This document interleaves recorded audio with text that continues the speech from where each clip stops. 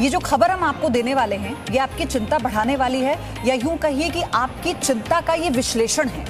Maharashtra corona की पहली और दूसरी लहर का हॉटस्पॉट रह चुका है, और जब कोरोना के डेल्टा प्लस वेरिएंट ने हमला बोला है तो महाराष्ट्र एक बार फिर संक्रमण की सूची में टॉप पर है। देश में डेल्टा प्लस वेरिएंट के सबसे ज्यादा मरीज महाराष्ट्र में मिले हैं, जो अब बढ़कर देश के 12 राज्यों में फैल गए हैं। पूरे देश में डेल्टा प्लस के केस 56 हो गए हैं। तो क्या देश में तीसरी लहर का खतरा मंडरा रहा है?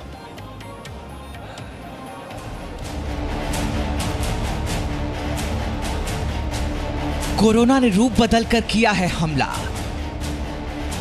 डरा रहा है कोरोना का डेल्टा प्लस वेरिएंट। महाराष्ट्र से मध्य प्रदेश तक डेल्टा प्लस का संक्रमण। क्या ये तीसरी लहर का अलार्म है?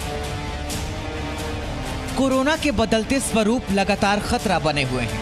भारत में भयावह दूसरी लहर के लिए जिम्मेदार ठहराए गए डबल म्यूटेंट यानी डेल्टा वेरिएंट में और भी बदलाव हो रहे हैं। नया वेरिएंट सबसे पहले भी महाराष्ट्र में मिला, जहां पहली बार नए वेरिएंट के 7 केस सामने आए, जो अब बढ़कर पूरे देश के 12 राज्यों में फैल गए हैं। अब तक डेल्टा प्लस के देश में 56 मामले सामने आ चुके हैं। जानकारों के मुताबिक अगर सावधानी नहीं बरती गई तो अगले 2-3 हफ्तों में महाराष्ट्र में तीसरी लहर आ सकती है। डेल्टा प्लस वेरिएंट पर सवार तीसरी लहर में एक्टिव केस लोड 8 लाख तक पहुंच सकता है, और इन मरीजों में 10% बच्चे होंगे। महाराष्ट्र में पिछले 10 दिनों के कोरोना केस ट्रेंड पर नजर डालें तो आंकड़े चिंता बढ़ाने वाले हैं, क्योंकि पिछले 10 दिनों में एक भी दिन ऐसा नहीं है जब कोरोना के केस 6000 से नीचे गए हों। हमने सबसे पहले आपको महाराष्ट्र के बारे में क्यों बताया? क्योंकि जब देश में कोरोना आया था तो महाराष्ट्र एक वो राज्य था जो सबसे बड़ा हॉटस्पॉट रहा। महाराष्ट्र के कुछ शहर, कुछ जिले, चाहे हम नागपुर की बात कर लें, फिर चाहे हम मुंबई की बात कर लें, सबसे ज्यादा पॉजिटिव मामले यहां पर सामने आए। लेकिन जब हम थर्ड वेव की बात करते हैं, दूसरी वेव के बाद, तो बच्चों को लेकर सबके मन में कई सवाल हैं, जिस पर आगे हम विस्तार से बात करेंगे। हम आपको ये बताएंगे कि कैसे जो आपकी समस्या है उसे हम भी समझकर उठा रहे हैं, क्यों बच्चों पर इसका प्रभाव पड़ रहा है। लेकिन भारत में भले ही कोरोना महामारी की दूसरी लहर कमजोर पड़ रही हो, एशिया में अब भी कई ऐसे देश हैं जहां संक्रमण बढ़ रहा है। हालांकि भारत में ही अब तक एशिया के सबसे ज्यादा कोरोना संक्रमित मिले हैं, ये गौर करने वाली बात है। भारत समेत पूरे एशिया में कोरोना के डेल्टा वेरिएंट का खतरा बढ़ता जा रहा है। भारत में ही इस वेरिएंट से संक्रमण का पहला मामला सामने आया था।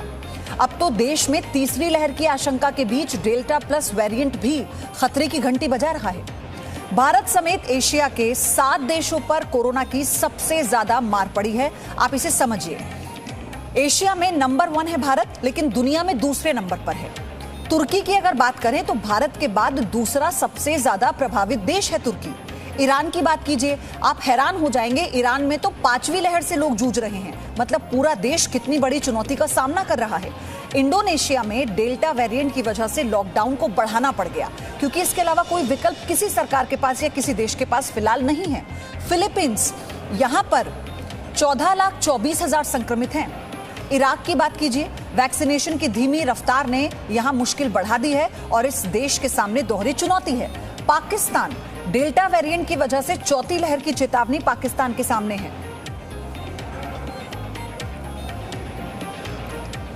क्या देश का भविष्य खतरे में है? ये सवाल हम सबके जहन में है, इसलिए क्योंकि कोरोना काल में बच्चे अब मानसिक बीमारी से जूझ रहे हैं। एम्स की स्टडी के मुताबिक देश के 75% से ज्यादा बच्चों पर कोरोना का नेगेटिव असर पड़ रहा है, और इसीलिए तीसरी लहर की चिंता से पहले उनके आज को संवारने पर ध्यान दें, ताकि उनका जो आने वाला कल है आप उसे बेहतर कर सकें, यानी देश के आने वाले कल को आप बेहतर कर सकें। कोविड से पहले स्कूल था, क्लासेस थी, स्कूल बैग थे, लंच बॉक्स था, गेम्स थे, गपशप थी, दोस्त थे, टीचर्स थे।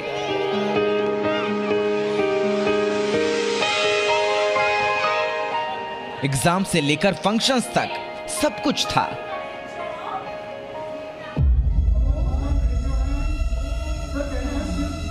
लेकिन अब कोविड में बच्चों का संसार मोबाइल और लैपटॉप की स्क्रीन तक सिमट कर रह गया।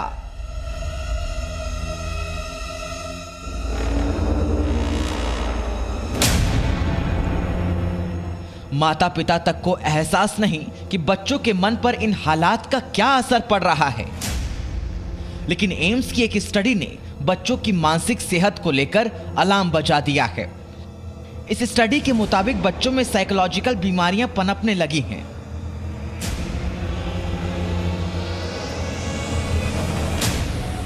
एम्स के डॉक्टरों ने तकरीबन 15 स्टडीज का एक एनालिसिस किया है, जिसमें तकरीबन 22,996 बच्चों पर शोध किया गया। पता चला कि 79% बच्चे कोरोना से मानसिक तौर पर प्रभावित हुए हैं, जिनमें 42.3% बच्चों में चिड़चिड़ापन की समस्या बढ़ गई है। 41.7% बच्चों में डिप्रेशन की शिकायत बढ़ी है। 34.5% बच्चों में घबराहट की शिकायत बढ़ गई है और 30.8% बच्चों में आनाकानी की आदत बढ़ गई है। इसके अलावा 22% बच्चे ऐसे थे जो कोरोना वायरस को लेकर बेहद डरे हुए हैं और इसका नतीजा ये है कि बच्चों में कम नींद आने जैसी समस्या भी दिखने लगी है। जो नंबर ऑफ चिल्ड्रन इफेक्ट हुए हैं अभी सेकेंड वेव में फर्स्ट वेव से ज्यादा इसलिए हैं क्योंकि ओवरऑल नंबर्स बड़े हैं। और एक्चुअली क्या हुआ इस बार की फैमिलीज पूरी की पूरी इफेक्ट हुई हैं। हमने देखा था 22.5%, दैट मींस 1/5 बच्चों में सिग्निफिकेंट फियर था कोविड-19 का। तो हमें इनका फियर पे और नहीं बढ़ाना है। दूसरी लहर में जिस तरीके से बच्चे अनाथ हुए हैं और आने वाली लहर में बच्चों के लिए जो खतरा बताया गया है, उससे भी बच्चों पर काफी ज्यादा मानसिक प्रभाव पड़ा है। 24 घंटे फोन में लगे रहते हैं, टीवी होता है। अब फोन बच्चों से ले लो तो बच्चे चिड़चिड़ाते हैं, इरिटेट होते हैं। बच्चे भी परेशान हो गए, ऑनलाइन भी कितना करा दें। बच्चों की आंखों में भी प्रेशर पड़ रहा है। बच्चों में बढ़ती दिक्कतों को देखते हुए जानकार मानते हैं कि कोविड पर कंट्रोल होते ही स्कूल खोलना चाहिए।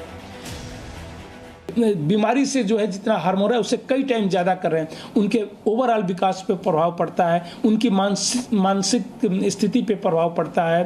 तो बच्चों का जो है इसको हमें जो है वेट करना चाहिए कि क्या है, वेटेज मतलब देना चाहिए कि स्कूल बंद करने से कितना नुकसान है, कितना फ़ायदा है, स्कूल खोलने से कितना नुकसान है, कितना फ़ायदा है।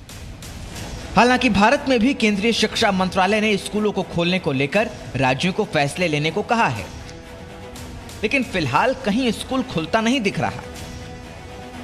हम ही उनके मेंटर हैं, तो उनकी प्रॉब्लम्स को समझते हुए हमें उनके लिए एक ऐसा रूटीन या ऐसा शेड्यूल बनाना है ताकि वो उस शेड्यूल को एंजॉय कर सकें।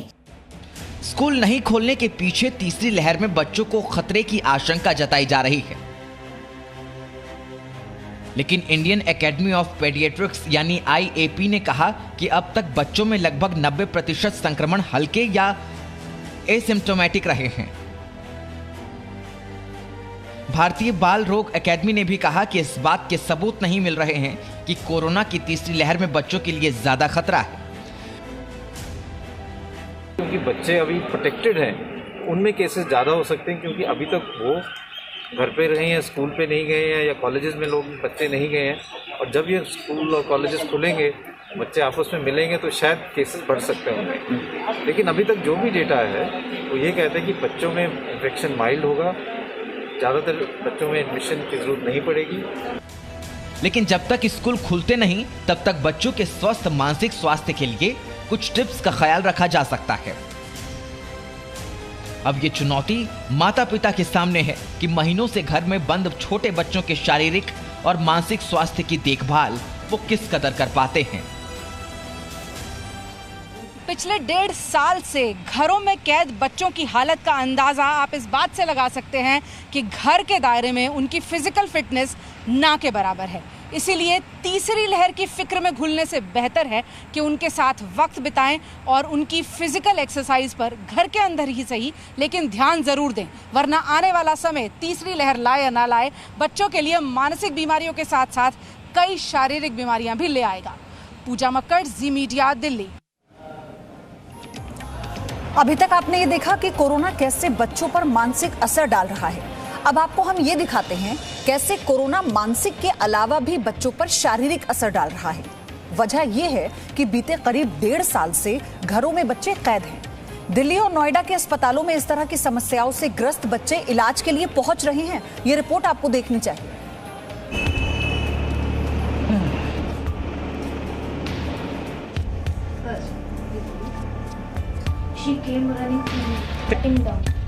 कोरोना बच्चों के स्वास्थ्य का दुश्मन बन गया है। पिछले 1.5 साल से घरों में कैद बच्चों की सेहत अब बिगड़ने लगी है। 11 साल के हेमेंद्र सिंह, 10 साल के अंशिका, 5 साल के समन्वयु और इन जैसे हजारों लाखों बच्चे अब अलग अलग शिकायतों के साथ अस्पताल पहुंच रहे हैं। 11 साल के हेमेंद्र सिंह दिल्ली के एक प्राइवेट स्कूल में 7वीं कक्षा में पढ़ते हैं। कोरोना संक्रमण की वजह से हेमेंद्र बीते 1.5 साल से ही न तो अपने किसी दोस्त से मिले हैं और न ही उनके माता पिता कोरोना के डर की वजह से उन्हें किसी सोसाइटी में खेलने के लिए जाने देते हैं। ऑनलाइन क्लास लेने की वजह से हेमेंद्र को इस उम्र में ही सिर दुखने और आंख जलने की शिकायत होने लगी है। बच्चे सुबह से लेके और शाम तक कंटिन्यूस टैब पे लैपटॉप पे कंटिन्यूस रहते हैं, तो आंखें दुखनी शुरू हो जाती हैं। कई बार तो हमने ऐसा गुलाब जल वगैरह डलवाते हैं जिससे कि वो इस चीज़ को फेस ना कर पाएँ। और छोटे बच्चे सुबह सुबह से और शाम तक नेट पे रहते हैं, तो हमको भी दिक्कत रहती है कि कहीं आंखों में प्रॉब्लम ना हो जाए। कुछ सुनते न्यूज़ में कि कभी उसके बच्चे के चश्मे लग गए, तो हमें भी डर रहता है। कई बार हमने अप्रोच भी की कि ऑनलाइन क्लासेस के कोई अल्टरनेटिव कुछ हो जाए, लेकिन इतनी महामारी है इस बीच में पॉसिबल नहीं है। आंखों में दर्द भी होता है जब लैपटॉप के सामने ऐसे बैठे रहते हैं। हेमेंद्र की ही तरह ग्रेटर नोएडा के एक स्कूल में पढ़ने वाली ये 10 साल की अंशिका है। लंबे समय तक ऑनलाइन क्लासेस और घर में बंद रहने की वजह से अंशिका के शारीरिक स्वास्थ्य पर बुरा असर पड़ा है। कई बार उन्होंने अपनी मम्मी पापा से आंखों में दर्द होने की शिकायत की। कई बार उन्होंने पेट में भी दर्द होने की शिकायत की। बीते दिनों उनके पेट में इतना दर्द बढ़ा कि उन्हें अस्पताल ही ले जाना पड़ा। अभी फिजिकल एक्टिविटीज नहीं हो पा रही हैं, क्योंकि जब स्कूल जाते थे तो फिजिकल एक्टिविटीज़ होती थी, गेम्स होते थे, भागना दौड़ना होता था, तो अब फिजिकल एक्टिविटी हो जाती थी। अब हो ही नहीं पा रही है। बीच बीच में देखना पड़ता है और बच्चे कर रहे हैं, परेशानी तो उनको हो ही रही है, बट क्या ही किया जाए। अब इस समय सिचुएशन ऐसी है कि बच्चों को ऐसे ही करना पड़ेगा। बच्चे अपने स्कूल डेज, अपने फ्रेंड्स को बहुत मिस कर रहे हैं। इवन ऑनलाइन क्लास में भी थोड़ा बहुत इंटरेक्शन हो जाता है। 5 साल के समन्वयु रघुवंशी केजी फर्स्ट में पढ़ते हैं और जब से एडमिशन लिया है समन्वयु स्कूल नहीं जा पाए हैं। इस साल भी वो ऑनलाइन ही पढ़ाई कर रहे हैं। घर में कैद रहने की वजह से महज 5 साल की उम्र में समन्वयु ठीक से कंसंट्रेट नहीं कर पाते। माता पिता दोनों ही वर्किंग प्रोफेशनल हैं और उसकी वजह से अपने बच्चे को समय कम दे पाते हैं। ऐसे में समन्वयु के व्यवहार में भी बदलाव देखकर मम्मी पापा परेशान हैं। बहुत सारी चुनौतियां हैं जो बच्चे की पढ़ाई से रिलेटेड फेस करनी पड़ती हैं। उसका रीज़न ये है कि हमारे पास में हम सुबह से लेकर रात तक ऑफिस में हैं। हम कैसे बैठे अपने बच्चे के साथ में 2 घंटे 3 घंटे क्लास में बैठ ही नहीं सकते। हम ऑफिस में हैं, अगर घर पर भी हैं तो वर्क फ्रॉम होम चल रहा है। बच्चा इतना छोटा है कि इतना छोटा बच्चा बैठेगा ही नहीं, उसको पता ही नहीं है कि क्लास क्या होती है। उसकी स्कूलिंग स्टार्ट होनी थी और स्टार्ट होने से पहले लॉकडाउन हो गया। कंसंट्रेशन की दिक्कत तो देखिए इतने छोटे बच्चे में तो होती है। अब केजी में हैं ये, तो अब 25 बच्चे 30 बच्चे एक साथ एक बैच में होते हैं। किसी का कुछ चल रहा है, किसी कुछ चल रहा है, और क्लासरूम का एनवायरनमेंट ही अलग होता है, तो वो एनवायरनमेंट इनको घर पे नहीं मिल पाता और ना ही टीचर उतने ध्यान से देख पाती है, क्योंकि उसके सामने तो बस एक स्क्रीन है और एक कैमरा जिसमें 25 बच्चों के चेहरे दिख रहे हैं। और इसके अलावा 2-2.5 घंटे तक लगातार बैठना या लगातार स्क्रीन पे देखना, या जो बोर्ड वो दिखाते हैं टीचर्स वो भी छोटे होते हैं बहुत, तो उस पर कंसंट्रेट करना, इस वजह से इसकी आँखों में दिक्कत, मतलब इसको आँखों में दर्द होने लगता है और आँखें लाल हो जाती हैं। तो वो सब इशू इनको आ रहे हैं। बीते कई महीनों से ऐसे मामले काफी तेजी से बढ़े हैं जहां पर बच्चों को अस्पताल ले जाने की जरूरत पड़ रही है। बच्चों में चेंजेस आए हैं व्यवहार में। अब क्या होता है, बच्चे अगर दुखी हैं या परेशान हैं और नेगेटिव थॉट्स आ रहे हैं, तो वो उनके पास बड़ों की तरह शब्दावली नहीं होती है कि वो एक्सप्रेस कर सके कि मुझे ये फीलिंग हो रही है। तो वो उनके बिहेवियर में दिखाई देता है। व्यवहार में कैसा? सबसे पहले आता है चिड़चिड़ापन।